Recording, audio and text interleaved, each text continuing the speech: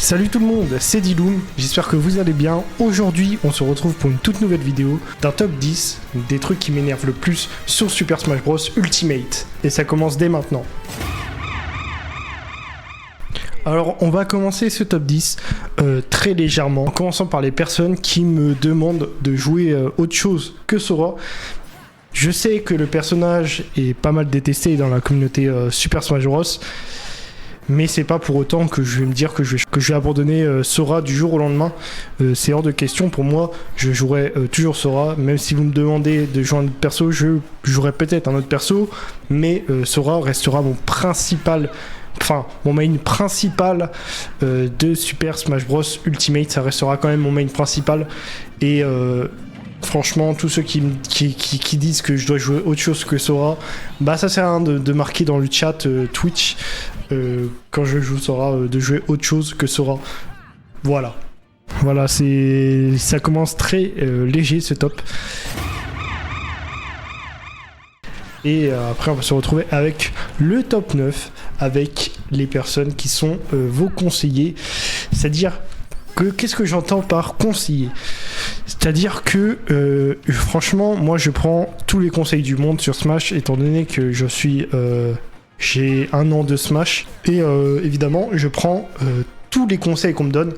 Mais par contre, les conseillers qui te conseillent à chaque move que tu fais, de bien ou de mal... voilà, je suis en plein combat, merci de ne pas me faire un conseil détaillé pendant que je suis en combat. C'est comme si tu allais...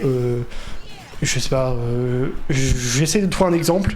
C'est comme si tu conduisais et que je te disais bah non, c'est pas comme ça, tu conduis, passe la vitesse, enfin, à un moment, le conducteur sait mieux conduire que toi, hein, tu es passager. Et c'est la même chose pour Smash. Bon, je joue pas aussi bien que vous, mais à un moment, c'est compréhensible que je ne souhaite pas qu'on me coach à chacun de mes moves. Je souhaite juste qu'on me dise ok, là t'as merdé, à la fin du match par contre, à la fin du match, mais pas en plein match comme ça, en me disant à chaque move que je sois snipé à chaque move, quoi. Voilà, mais évidemment, je prends tous les conseils qu'on me donne pour m'améliorer sur Smash en globalité. En top 8, du coup, ça sera les matchs miroirs contre votre main. Je trouve ça terrible de jouer contre son main au final. Au début, ça me gênait pas. Je trouvais ça pas trop dérangeant. J'aimais bien jouer contre mon main parce que ça m'apprenait le perso. Et au fur et à mesure, plus j'avançais dans les matchs et plus je me disais que c'était chiant parce que, en fait, tu joues contre toi-même. Et des fois, tu te gourres dans les personnages. Bon, je sais, il y a les skins. Mais des fois, même avec les skins, moi étant très intelligent, des fois, je me gourre. Je pense que je suis le Sora qui est sur le terrain. Et au final, je suis le Sora qui tombe. Et voilà. Ça arrive, hein. Des fois, il y a aussi des skins qui sont assez ressemblants. Et ça, c'est un coup de malchance, pour le coup. Si tu tombes contre un mec en miroir et qui a pratiquement le même skin que toi. En top 7, je mettrai les personnages DLC. Je sais, là vous allez me dire, tu tires contre ton camp là, c'est un CSC. Et oui, c'est un contre mon camp, oui, je suis totalement d'accord sur ça, c'est un contre mon camp. Les persos DLC du premier DLC sont... plutôt ok. Je trouve que c'est ok. C'est quand même pas très simple à les jouer. Ça a quand même un minimum de mécanique. Alors que les persos DLC 2 sont vraiment plus simples à jouer, j'ai l'impression. Et ils sont 1000 fois plus broken que les persos du DLC 1. Et du jeu tout entier, je trouve. On peut parler de Steve, de Sora.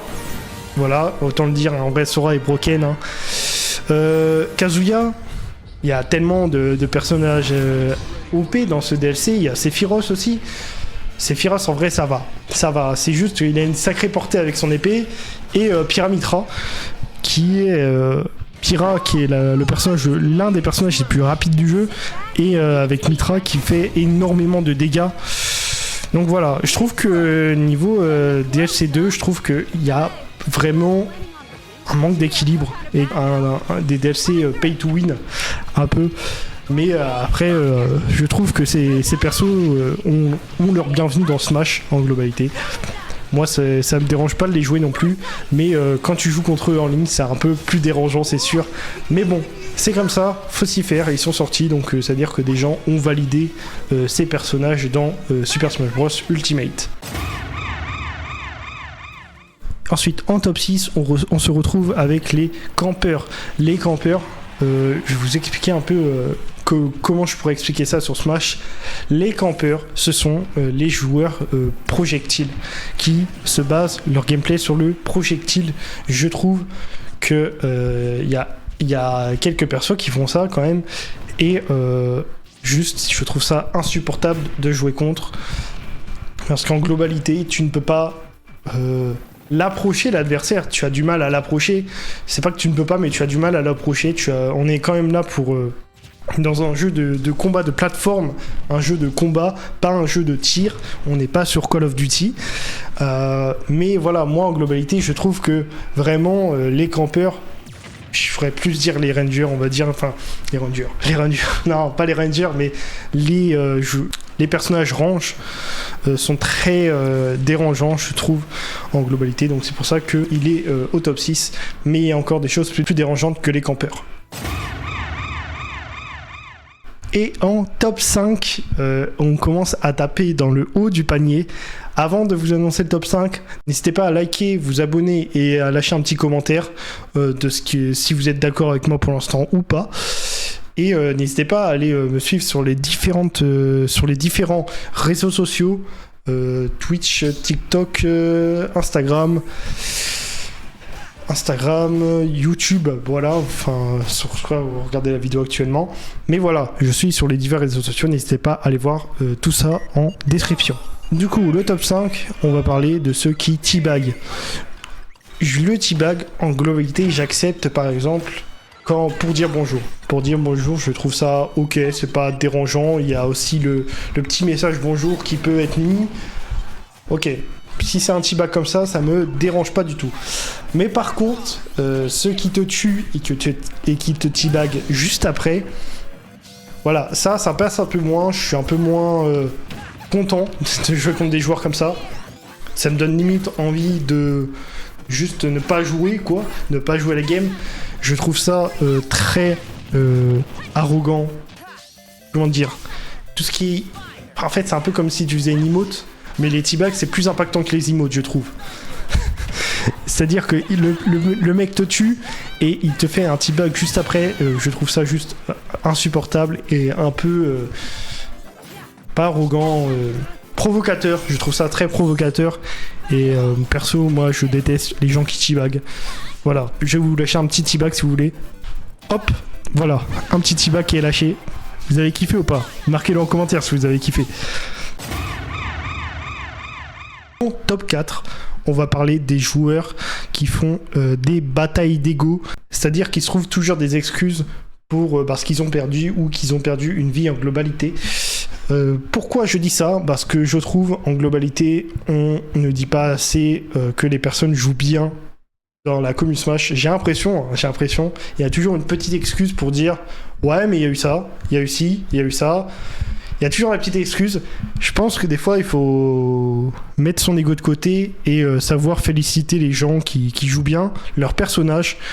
Il y a toujours la petite excuse qui sort, mais faut juste mettre son ego de côté et dire GG, quoi. Pour moi, ça me dérange pas de dire GG parce que le mec a très bien joué. C'est pas dérangeant. Et là, on se retrouve sur le podium, le top 3, qui est donc le Rage Kit. Alors ça, je trouve ça terrible en ligne, le Rage Kit.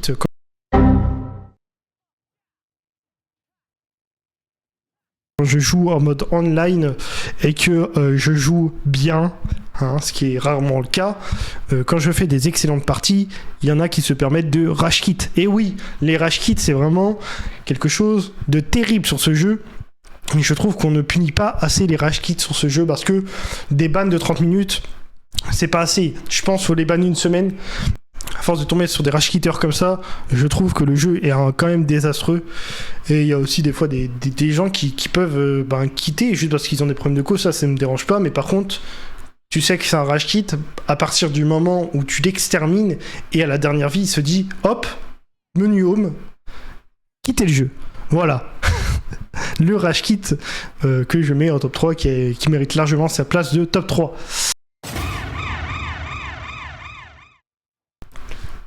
Et là, on se retrouve sur la deuxième place du podium, qui est donc ceux qui se prennent pour les joueurs pros. Oui, alors oui, il y a toujours des gens qui se prennent pour des joueurs pros. Ça, je peux comprendre. Il y a toujours des joueurs avec plein d'ego sur Smash. Je peux comprendre ça. Que vous ayez de l'ego, je comprends. Vous n'êtes pas au niveau de Gluttony, les mecs. Calmez-vous. C'est pas parce que vous faites des extrêmes matchs, enfin des matchs exceptionnels, que ça soit sur mon stream ou même en globalité, vous n'êtes pas Gluttony. Vous n'êtes pas le Gluttony que vous pensiez être. Voilà. À un moment, faut se dire que peut-être tu fais des petits tournois. Vous pouvez vous prendre pour des joueurs pros à partir du moment où vous ferez des grandes compétitions et pas des tournois pour l'instant de ville, quoi. Et pour le top 1, je pense le pire truc de Super Smash Bros Ultimate, je pense, on est tous d'accord sur ça, le top 1, c'est la connexion. Mon Dieu, la connexion sur Super Smash Bros Ultimate, encore ça s'est un petit peu amélioré avec la Switch 2, mais la connexion, waouh, t'as beau avoir la fibre des fois, t'as des gens en face, ils bug comme pas possible. Et surtout, les matchs sont juste injouables. C'est-à-dire que tu joues sur un diaporama PowerPoint et je trouve ça terrible en Big 2026 de ne pas faire de mise à jour sur ça. Juste, il suffit que tu aies une mauvaise connexion et ça dérègle totalement le jeu. Et ça, c'est insupportable. Surtout quand vous êtes en mode en ligne et que vous voulez gagner des points. Là, voilà. Après, vous allez me dire, oui, mais t'as qu'à jouer en tournoi. Faut qu'il y ait des tournois déjà dans ma ville, mais voilà. voilà. Pour moi, le top 1, ça restera toujours la connexion, étant donné que c'est injouable une fois que le match bug. Une fois que le match il bug, je trouve ça très injouable. Bon, sur ce, merci à tous d'avoir regardé cette vidéo. N'hésitez pas à me suivre sur les divers réseaux sociaux, n'hésitez pas à lâcher un petit commentaire de ce que vous pensez de la vidéo. Et si vous êtes d'accord avec mon top. Et voilà, n'hésitez pas à me suivre sur Twitch aussi, parce que je stream tous les mardis et jeudis à 20h jusqu'à 22h. Donc voilà, si vous voulez regarder mes live Twitch, n'hésitez pas à passer dessus. Je vais bientôt sortir une vidéo, de toute façon dans tous les cas je crois qu'elle est déjà sortie, la vidéo où j'en parle de mes 1 an sur Twitch. Donc si vous voulez vous informer sur ce que je fais un petit peu sur Twitch, n'hésitez pas à aller voir la vidéo. Et sur ce, moi je vous souhaite une très très bonne soirée, petit pouce bleu, petit commentaire, petit abonnement partout. Et sur ce, moi je vous laisse, très très bonne soirée à vous, ciao.